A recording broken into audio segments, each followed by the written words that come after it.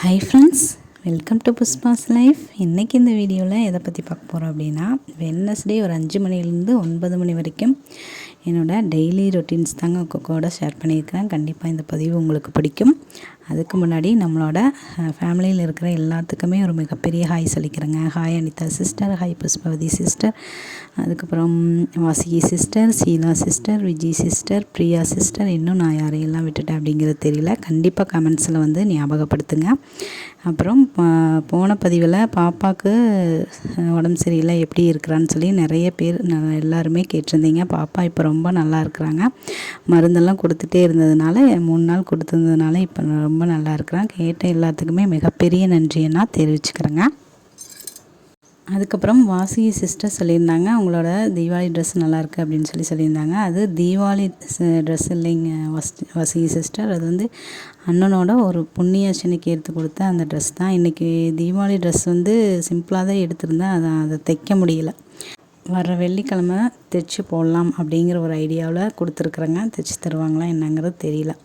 போன பதிவில் தீபாவளியை மாதிரி செலிப்ரேட் பண்ணணும், கார்த்திகை தீபம் மாதிரி ஏற்றி செலிப்ரேட் பண்ண போகிறாங்கிற மாதிரி வீடியோ போட்டிருந்தேன். அதுக்கு பிரியா சிஸ்டர் சொல்லியிருந்தாங்க, உங்கள் வீடு ரொம்ப அழகாக இருக்குன்னு சொல்லியிருந்தாங்க.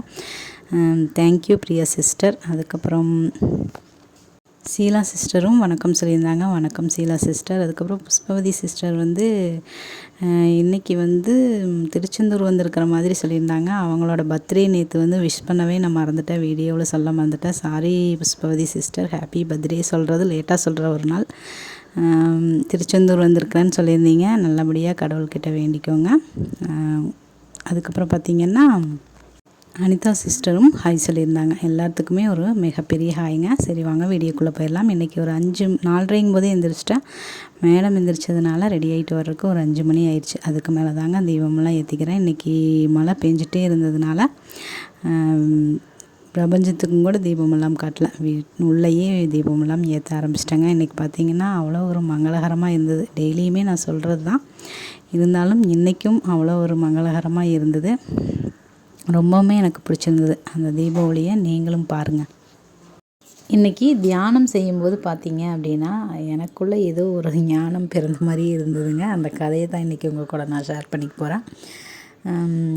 நம்பினால் நம்புங்கள் அப்படின்னு சொல்லி, நம்புங்கள் வெல்லுங்கள் அப்படிங்கிற அந்த புக்கை நான் ஒரு 4 மாதம் படிச்சுட்ருக்கிறேன். ஒரு லைப்ரரியிலேருந்து எடுத்துகிட்டு வந்து அப்படின்னு உங்கள்கிட்ட சொல்லியிருப்பேன்னு நினைக்கிறேன். அந்த புக்கை கொடுக்குறக்கே மனசு இல்லைங்க.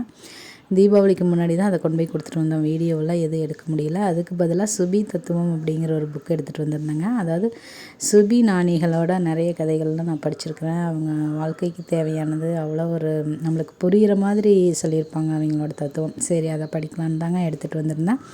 நேற்று அதை படிச்சிருந்ததுனாலேயே என்னமோ இன்றைக்கி பார்த்திங்க அப்படின்னா தியானம் செய்யும்போது ஓம் நம சிவாய சொல்லும்போதும் சரி, ஓம் சரவணபவா சொல்லும்போதும் சரி, அவ்வளோ ஒரு கடவுள் கூட ஒரு கனெக்டிவிட்டி ஆகி எனக்கே ஒரு ஞானி மாதிரி எதிரியான ஒரு ஃபீலிங் வந்துச்சு. வேறொரு உலகத்துக்கு போகிற மாதிரி கூட தோணுச்சு. என்ன அப்படின்னா, பரம்பொருள் ஃபவுண்டேஷன் அப்படிங்கிற அந்த இதுலேருந்து மகாவிஷ்ணுன்னு நினைக்கிறேன். அவர் பேசுகிறது எப்படி இருக்கும் அப்படின்னா, நிறைய பேர் இந்த ஆன்மீகத்துக்குள்ளே வந்து அதோட உண்மையை புரியும்போது நிறைய பயந்து தெரித்து நிறைய பேர் ஓடி இருக்கிறாங்க அப்படிங்கிற மாதிரியெல்லாம் உண்மைகள் புரியும்போது அந்த மாதிரி பயம் ஓடிறவங்களும் இருக்கிறாங்க அப்படிங்கிற மாதிரி சொல்லியிருந்தாங்க. அதெல்லாமே எனக்கு ஞாபகம் வந்துச்சு. நேற்று பட்டாசு வெடிக்கும்போது பார்த்திங்கன்னா அந்த மேகத்தை பார்க்கும்போது வித்தியாசமாக தெரிஞ்சது. மேலே போய் அந்த பட்டாசு வெடிக்கும்போது மேகம் நகர்ந்து போகிறத பார்க்கும்போது எனக்கே கொஞ்சம் பயமாக இருந்தது. எனக்கு எப்படி சொல்கிறதுன்னு தெரியல. இந்த பிரபஞ்சத்தில் இன்னுமே நிறைய விஷயங்கள் நம்ம புரிஞ்சுக்க வேண்டியது இருக்குது அப்படிங்கிற ஏதோ ஒன்று உணர்ந்த மாதிரியே எனக்கு ஒரு ஃபீலிங்காக இருந்தது. அது உணரும்போது நிஜமாகவே எனக்குமே ஒரு பயம் வந்துடுமோங்கிற மாதிரியெல்லாம் தோணுச்சு. அந்த மாதிரி தாங்க இன்றைக்கி அந்த தியானம் செய்யும்போது அந்த கடவுள் எனக்கு எப்படி சொல்கிறதுன்னு தெரியல, அந்த மாதிரியான ஒரு நல்ல உணர்வாக இருந்துச்சு.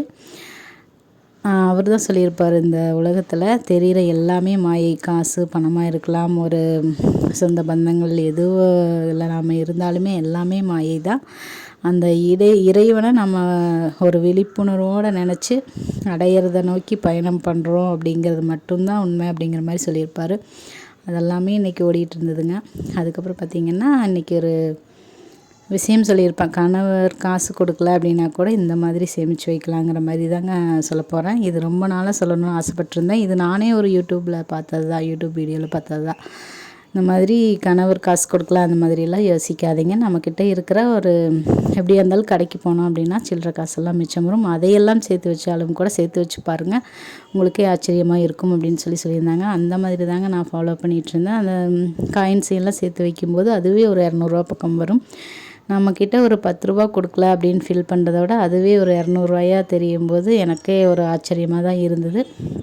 அப்படி தாங்க நான் சேர்த்து வைக்க ஆரம்பித்தேன். இது பார்த்திங்கன்னா எங்கள் ஊர்லேயெல்லாம் நோம்பி காசுன்னு சொல்லி ஒவ்வொரு நோம்பிக்குமே தருவாங்க. எங்கள் மாமா, அம்மா அந்த மாதிரியெல்லாம் தருவாங்க. அது ஊருக்கு போயிருந்தப்போ கொடுத்தது தாங்க நான் வச்சுருந்தேன். சரி, அதை உண்டியலில் போட்டு வைக்கலாம் அப்படிங்கிறதுக்காக தான். இது எதுக்காகன்னா நம்மளோட பூஜை எண்ணெய் இந்த மாதிரி பூஜை ஜாமான்கள் வாங்கலாம் அப்படிங்கிறதுக்காக தான் சேர்த்து வைக்கிறேன். அதைத்தாங்க சொல்ல வந்தேன். நம்ம குருவாய் வருவாய் அருள்வாய் குகனேன்னு அந்த முருகரோட வரிகள் சொல்லும்போது கூட நான் ஏற்கனவே சொல்லியிருப்பேன். நம்ம இந்த மூலியமாக இப்போ யூடியூப் மூலியமாக தான் சம்பளம் வரணும் அப்படின்னு நான் எதிர்பார்த்தேன் அப்படின்னா அது இன்னும் வரலை அப்படின்னு தான் நான் சொல்லுவேன். அந்த மாதிரி நம்ம ஒரு விதமாக வரணும் அப்படின்னு எதிர்பார்க்காம ஏதோ ஒரு விதத்தில் வருமானம் வரும் அப்படிங்கிற ஒரு நம்பிக்கையோடு நம்ம இது பண்ணும்போது ஏதாவது ஒரு வகையில் கடவுள் நம்மளுக்கு கொடுப்பாரு அப்படிங்கிற மாதிரி ஒரு இதில் சொல்லியிருந்தாங்கன்னு ஏற்கனவே நான் சொல்லியிருப்பேன். அந்த மாதிரி தாங்க எனக்கு தோணுச்சு. அதைத்தான் உங்கள் கூடயும் நான் ஷேர் பண்ணிக்கிறேன். கையில் காசே இல்லை, யாருமே கொடுக்கறக்கு உதவியில்லை, என்னாலையும் வேலைக்கு போக முடியல. இருந்தாலும் இந்த பணத்தை பார்க்கும்போது ஒருவேளை அந்த குருவாய் வருவாய் அருள்வாய் குகனேங்கிற அந்த மந்திரத்தினோட மகிமையாக இருக்குமோ அப்படிங்கிற மாதிரி எனக்கு அவ்வளோ ஒரு எனக்கு எப்படி சொல்கிறதுன்னு தெரியல. இது பார்த்திங்கன்னா அந்த புக்கில் இருந்த சில விஷயங்கள் தான். நம்மளோட உள்ளத்தில் தோன்ற தீய எண்ணங்களையெல்லாம் அழிச்சிட்டு நல்லதை மட்டுமே நினச்சிட்டு இறைவனை நோக்கி நம்ம பயணம் பண்ணோங்கிற மாதிரி அந்த சூபி தத்துவம் இருந்துச்சுங்க. அதில் தான் வந்து கடலில் மூழ்கணும் அப்படின்னா எப்படி மூச்சை அடக்கிட்டு மூழ்கணும் அப்படின்னா தான், நீந்தணும் அப்படின்னா தான் முத்தை எடுத்துகிட்டு வர முடியும். அந்த மாதிரி தான் மனிதனோட வாழ்க்கையில் பார்த்திங்க அப்படின்னா மனசை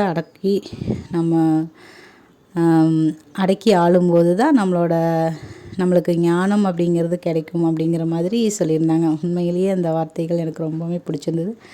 அது தாங்க உங்களுக்கும் வீடியோவில் ஷேர் பண்ணியிருக்கிறேன். அதுக்கப்புறம் பார்த்திங்கன்னா இன்றைக்கி சிம்பிளாக குஸ்கா தாங்க செய்ய போகிறேன். இன்றைக்கி என்ன செய்ய போகிறதுனே தெரியல. அதனால நல்லா யோசித்து பார்த்துட்டு சரி காய்கறியெல்லாம் எதுவுமே போடாமல் இந்த மாதிரி செஞ்சிடலான்னு. இது வந்து நிலா குட்டி சேனல் நினைக்கிறேன். அவங்க சொன்ன ஒரு இது தான். வெங்காயத்தை வந்து நல்லா பொன்னிறமாக வதக்கி விட்டுட்டு அந்த வெங்காயமே கரைஞ்சிடணும், வெங்காயமே தெரியாத அளவுக்கு நல்லா வதக்கிடணும் அப்படிங்கிற மாதிரி சொல்லியிருந்தாங்க. அந்த மாதிரி தான் நான் இன்றைக்கி வரைக்குமே ஃபாலோ பண்ணுறேன். எதுவுமே காய்கறியோ இல்லை எந்த ஒரு இதுவுமே போடாமல் செஞ்சாலும் அந்த குஸ்கா வந்து நல்லா தாங்க இருக்குது. அதுக்கப்புறம் வீட்டில் என்னென்ன பொடி இருக்குதோ அதெல்லாம் கொஞ்சம் கொஞ்சம் போட்டுக்குங்கன்னு சொல்லியிருந்தாங்க. அந்த மாதிரி தான் நான் இன்னுமே ஃபாலோ பண்ணுறேன். கறி மசால் தூள், மிளகாய்த்தூள், சிக்கன் மசாலா, பிரியாணி மசாலா இதெல்லாம் இருந்துச்சு. அதெல்லாம் கொஞ்சம் கொஞ்சம் மட்டும் அளவாக போட்டுக்கிறேன். இன்றைக்கி சமையல் அவ்வளோதாங்க. காலையிலையும் மதியம் இதுதான் சமையல். அதுக்கப்புறம் பார்த்திங்கன்னா இன்றைக்கி மழை பெஞ்சிட்டே இருந்ததுனால திருப்பூர் மாவட்டத்துக்கு பள்ளி விடுமுறை அப்படின்னு சொல்லிட்டாங்க. அதனால் நம்ம மேடமும் சரி நம்மளோட சாரும் சரி எல்லாம் வீட்டில் தான் இருக்கிறாங்க. இனி அவங்களோட தான் டைம் ஸ்பெண்ட் பண்ண போகிறோம். இவ்வளோதாங்க இன்றைக்கி ஒரு விலாக். கண்டிப்பாக இந்த விலாக் உங்களுக்கு ஒரு பாசிட்டிவ் வைப்ஸை கொடுத்துருக்கும் அப்படின்னு நான் நம்புகிறேன். ஒரு மகிழ்ச்சியும் கொடுத்துருக்கும்னு நான் நம்புகிறேன். மீண்டும் ஒரு நல்ல பயனுள்ள பதிவுடன் உங்களை சந்திக்கிறேன். அதுவரை உங்களிடமிருந்து விடைபெறுவது நான் உங்கள் அன்புள்ள தோழி புஷ்பா. இந்த வாழ்க்கை நமக்கும் சரி நம்மளை சுற்றி இருக்கிறவங்களுக்கும் மகிழ்ச்சியவே கொடுக்கணும் அப்படின்னு மனமார இறைவன்கிட்ட வேண்டிக்கிறேங்க.